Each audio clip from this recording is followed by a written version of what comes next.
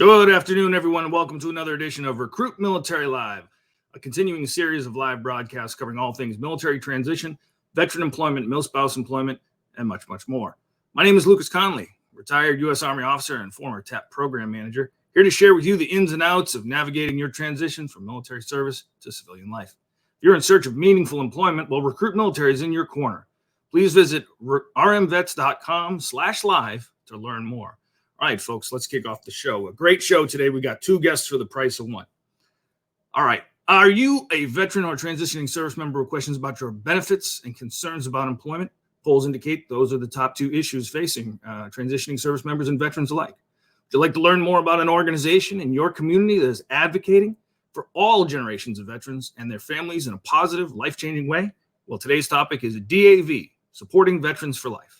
If you want to know what DAV is doing for veterans, young and old, from coast to coast, and more importantly, what DAV can do for you, you're in the right place. So sit back, relax, and whatever you do, don't touch that mouse. Our first guest today started his military journey when he enlisted in the United States Air Force in 2005, transitioning 2 years later to the U.S. Army, where he joined the Tropic Lightning, that's right, the legendary 25th Infantry Division, and served in Operation Iraqi Freedom. Following his service, he joined the professional ranks of DAV as a National Service Officer trainee. Later, he became a National Service Officer Supervisor and eventually rose to the rank of National Employment Director. In that role, he leads the organization's job fair program, which connects veterans and transitioning service members with employers who value military talent. Our second guest today served as a combat engineer in the U.S. Army for more than 20 years, with 4 combat tours in Afghanistan, serving with the equally legendary All-American Airborne Division, the 82nd, as well as assignments in support of U.S. Special Operations. Transition from military service to civilian employment by way of our own Recruit Military DAV Skill Bridge internship program, culminating in being hired for his current role as a National Service Officer with the DAV. Ladies and gentlemen, please join me in welcoming Mr. Ryan Burgos and Mr. David Cruz to the show today. Ryan, Dave, thanks for making time to come on the show today. Oh, of course. Good morning. Good morning. Thanks for having us. Hey, it's great to have you here. All right, folks, now that you know who we are, we want to know who you are. Hit us up in that chat window. Let us know where you're watching from, who you are, who you're with, who you serve with, what your status is, active in transition, veteran, mil-spouse, caregiver, or something else we haven't thought of. We'd like to hear from you. And throughout the broadcast, please feel free to jump into the chat with your comments, questions, and concerns. Time allowing, we will address them. All right, folks, let's get underway. Ryan, let's hear a little bit about your journey, especially the part where you made the very intelligent decision to leave the Air Force and join the most powerful army in the free world. Sure. Thank you for having me again. Well, like you said, I started I started in the Air Force right out of high school. It just so happened, you notice, I did 2 years. There just happened to be a force reduction happening in the Air Force. So I did a blue to green program, transferred over into the Army. I come from a long line of military family members. My grandfather was in the Marine Corps. My dad and my mom were both in the Army. When I was contemplating joining the military, all I knew is I didn't really want to go to school at the time. And like any good father, my dad, 24-year retired Army veteran, he said, go join the Air Force. So that's exactly what I did. Just so happened, though, they were doing that force reduction and made a real important transition into the Army. And like you said, 25th Infantry Division. Nothing else needs to be said about that. Legendary unit. Now, David, I did mention that you served with the 82nd, but you closed out your career in the storied 10th Mountain Division, where I also served, the most forward deployed unit in the Army, in the whole Department of Defense, from what I understand. Tell us a little bit about your journey from growing up in the shadow of Yankee Stadium to where you are today as an NSO with the DAV. Long story short, 20 plus years ago, I was in a bad situation back in the Bronx. If I would have stood there, I don't even know where I would have been right now. My Army career kind of started with me just walking down the street, and I followed somebody into the recruiting office because I was just trying to maybe talk to somebody. Went into the Army office. 20 years later, I'm here. Did an internship with you guys at Recruit Military, and I ended up here, working at Disabled American Veterans, and I'm in a great situation, and I love what I do. Awesome. So let's start talking about DAV. There's a lot of folks out there that maybe they've never heard of DAV. Maybe they've seen the shuttle vans, or maybe they've seen some information out there, but they don't really know what DAV is, what their organizational mission is. Ryan, can you break this down for us? Sure. So disabled American veterans, we've been around for over 100 years now. We like to consider ourselves a one-stop shop for service members and their spouses when they're making that all-important transition off of active duty. Everybody knows that DAV is there to help with claims work. We are the subject matter experts in filing claims for disability benefits, essentially getting these service members the benefits that they're entitled to from their service. But there's more to transitioning off of active duty. They need meaningful employment opportunities as well. So that's when our employment department stood up. It's been almost a decade now. And it's our job boards that we have. There's over 270,000 active vacancies that's on there right now. We have our strategic partner, RecruitMilitary, who we attend job fairs with all over the country. In fact, this year we had over 100 job fairs. That's in-person and virtual events. Wow. But we have our transition service officers. These are the individuals that are boots on the ground, on bases, in these TAP classes, and educating service members on the importance of filing their disability benefits claims. And DAV, another important aspect is our legislation department. These individuals, nothing would be possible without these guys. They're on Capitol Hill on a daily basis, fighting for additional veterans benefits. And we also have our membership department, where all of our services are free. Representation is free. Membership, of course, is paid. However, I was on a call the other day, and I heard a veteran say that I didn't join DAV. DAV joined me. And I like that statement simply because we meet the veteran and that spouse exactly where they are, and we represent them to the fullest. That's awesome. That's awesome. Now, David, Ryan's been around for a hot minute. You're pretty new to the team. As a newly minted NSO, what are some of the things you're doing for veterans in your role? Every day, besides just educating them, because a lot of the times we just don't know. I found this firsthand in my transition. I was like, what the heck is a DAV? Actually, I didn't know what the DAV was until Lucas told me what the DAV was, because we would say in our recruit military speech, like, hey, welcome to the DAV, recruit military, how can we help you? I was like, what's a DAV? So when you went over everything, I was like, wow, it's pretty good. Seems like pretty good company. I found out more. I educated myself. I went on DAV.org. And as far as like my position right now, it's all about claims. It's helping veterans understand what's hurting them, what conditions they might have incurred during their military service, how to, get their compensation for it. Benefits that apply to them that they might not even know of, even when, knock on wood, our time passes for everybody.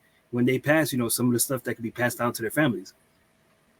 And correct me if I'm wrong. You said a lot about education there, and I hit on this. And I recently experienced this myself when dealing with the VA. And I had been informed that the condition I have in my right shoulder, for example, I don't want to get in my medical records, but somebody told me that the way in which the VA rates that had changed. So is it safe to say these standards, these regs, benefits, they change frequently? And so it pays to stay in the know? Oh, yeah, absolutely. It does. Just recently we changed, well, not us, but like the VA changed their representation form. And it's just, a date or whatever. And we're working those. And I'm like, it's a revolving cycle. Everything changes. You got to stay hip to the game. You got to, like I always tell everybody, you got to make sure you're educating yourself. If you don't know, how are you going to, be in a better position? So whether you served 10 years ago or you're a Vietnam veteran, someone can call you and take a claim from zero to decision. Absolutely. Whether you served 2 weeks in basic training and you got put out for a bunion on your toe, to doing 20 to 35 years in the Army, DAV, we're here for you. That's amazing. That's amazing. Ryan, it seems like every time I turn around, I'm seeing something else on LinkedIn. I'm getting solicitation emails. I'm getting messages. It seems like there's more veteran services organizations and self-proclaimed veterans advocates out there than I can even count. Hundreds, maybe even thousands. How does DAV stand out in an already very crowded field? For one, like I said, DAV has been around for over 100 years, and we are the most prolific service organization out there when it comes to helping veterans obtain their disability benefits. However, all of those other organizations, they are still a good advantage for our service member community, simply because their voice makes the veteran benefit voice on Capitol Hill that much louder. We can always use additional veterans benefits, and all those service organizations that's out there, they assist with that voice. However, it's also important to note that we want to make sure that our service members are getting these benefits free of charge, because that's vitally important. You mean to tell me that there's some people out there that are charging for this? There is. We recognize them as claim sharks, and it's very important that service members realize that they shouldn't have to be paying for these benefits. It should be a benefit that they've earned through their service. They shouldn't have to pay somebody else to do some paperwork for them. And that's what makes DAV the best thing. We are the subject matter experts. Like I said, representation is free. Can't be free. And we know what we're talking about. So if there's a service member or a veteran listening that's kind of on the fence, didn't really know which angle they want to go yet, look into DAV. We've been around this long for a reason, and we've helped this many veterans for a reason. We know what we're doing. All right. Well, you're going to have a chance to show it here in a second, because Rob Aguilar has a question for you. Now I can't read it. Question for the group: did the VA change the rating for sleep apnea? I was diagnosed while in service, yet the VA rated me at 0%.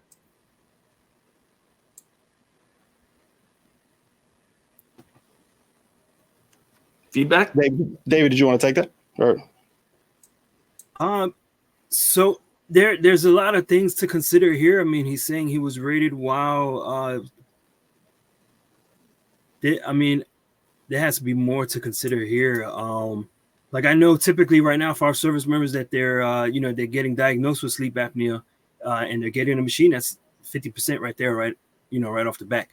So for this veteran to not be receiving anything for sleep apnea, there's more to consider, and it just we got to look into his specific case and see what's going on here. Yeah, because there's a lot of reasons why the VA would issue a 0% rating. He could already be rated for a respiratory condition already, and by him receiving, you can't receive multiple percentages for multiple respiratory conditions. You can only receive 1% for one respiratory conditions. Like for asthma is a respiratory condition. So he could potentially, the higher rating could be for asthma. There's a multitude of things to consider. Definitely encourage him though. Please visit, it's called benefitsquestions.org.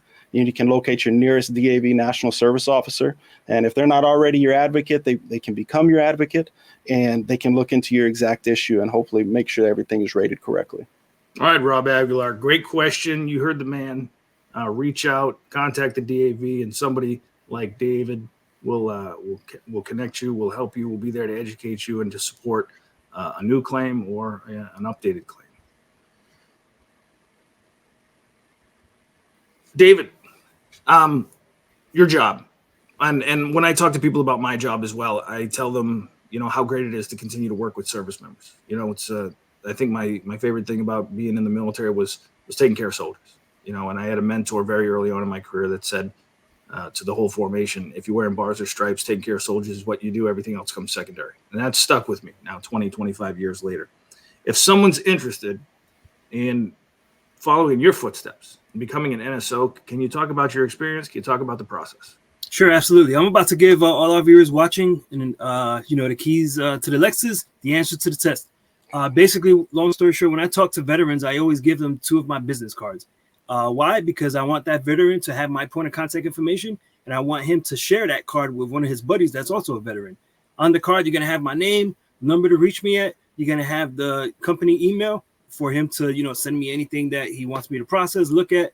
And then you're also going to have DAV.org. And that's pretty much where everything started at.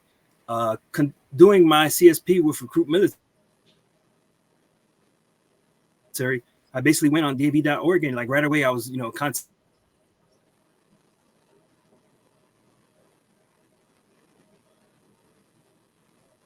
linked up with some from upstate Fort Drum, New York, to right now I'm by Fort Jackson. I love it down here. Last week we had about 70-degree weather. I mean, it's cold right now. It's about maybe 50. I can still go outside in shorts, but I love it over here. Don't rub it in, Dave. It's 30 degrees out here today. I don't want to hear about it. Right on Fort Jackson, I get to, I still get to talk to soldiers and, educate them. So I kind of, I'm giving back to the Army community, to the military community in general. And that's one of the best things that I love about my job. Awesome. Hey, here's a case here that we ought to take a look at.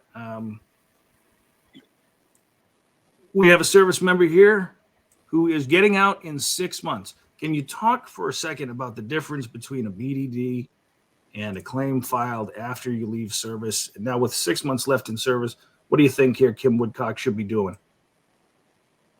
So I think with 6 months left on active duty, you would file benefits delivery at discharge. And the purpose of that is exactly for what that acronym stands for, to deliver those benefits to you upon your separation off of active duty. Once you separate off of active duty, the claims process changes to what's called a fully developed claim. And this just changes how the VA processes each one.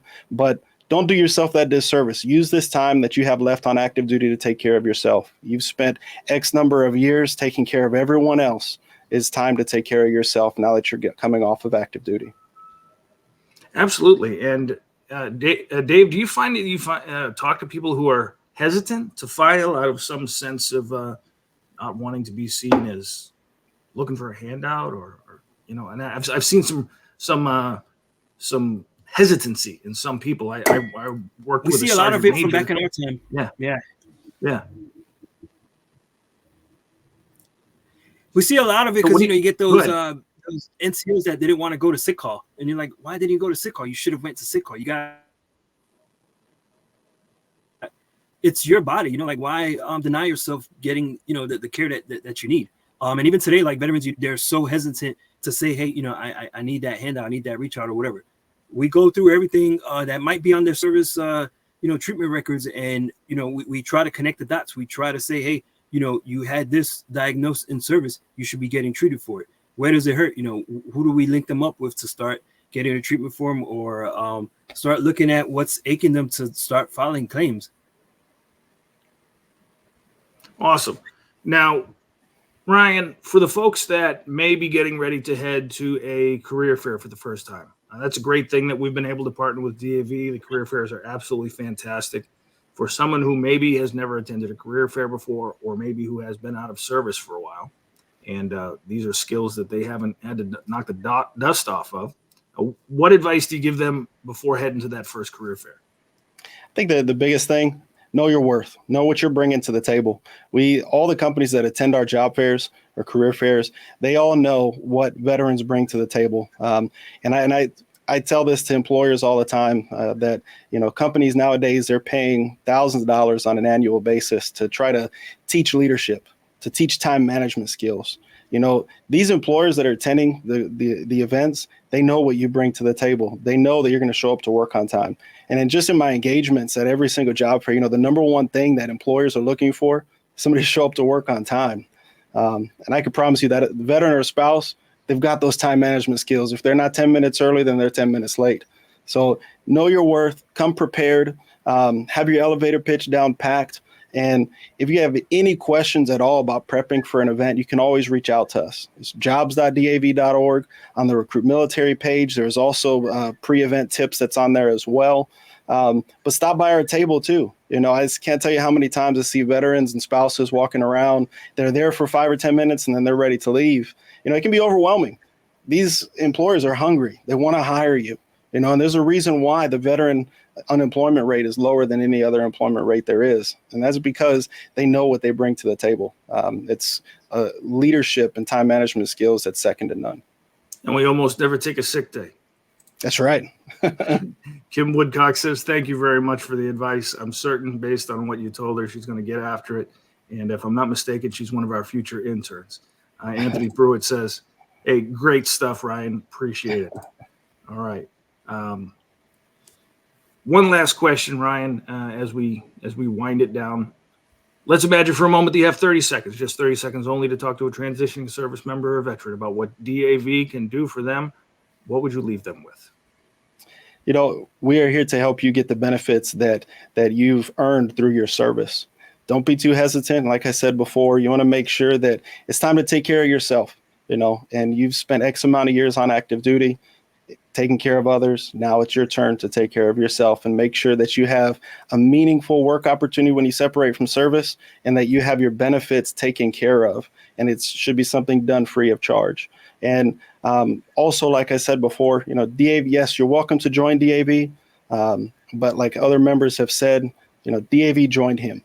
And that's very important. It's in the fact that, we're here to meet you where you are, get the benefits you're due, and do so with a smile on our face and stay the same prolific service org that we've always been. Fantastic. All right, folks, you heard it here first. Assistance with your claim, education about your benefits, and amazing employment opportunities. Gentlemen, on behalf of Recruit Military and the folks that joined us today, thank you so very much, Ryan and Dave, for being on the show. Thank you. Now, Ryan, if folks watching at home want to learn more about DAV, where should they start looking? Well, if you're looking for service and you need assistance with your benefits, benefitsquestions.org is the place to go. All you got to do is type in your zip code real quick, and it's going to link you up with the closest national service office in your area. To get a hold of myself and my members of my team, it's jobs.dav.org. That's where you've got all of our resources on there, from mentorship opportunities, entrepreneurship opportunities, and our all-important job board that's on there as well. So again, it's jobs.dav.org. Fantastic. Appreciate it. Thank you very much. And folks out there in the audience, if you haven't already done so, do yourself a solid and get registered at www.recruitmilitary.com for over 16,000 employers with 250,000 plus job opportunities around the world and around the corner. Well, that about wraps it up today, and it's a wrap for 2023 for this last edition, 2023 of Recruit Military Live. It's been a great year. We're looking forward to more great content, more great guests, more great information for you folks in 2024. This has been Lucas Connolly for Recruit Military Live. And until next time, happy holidays and a very happy new year.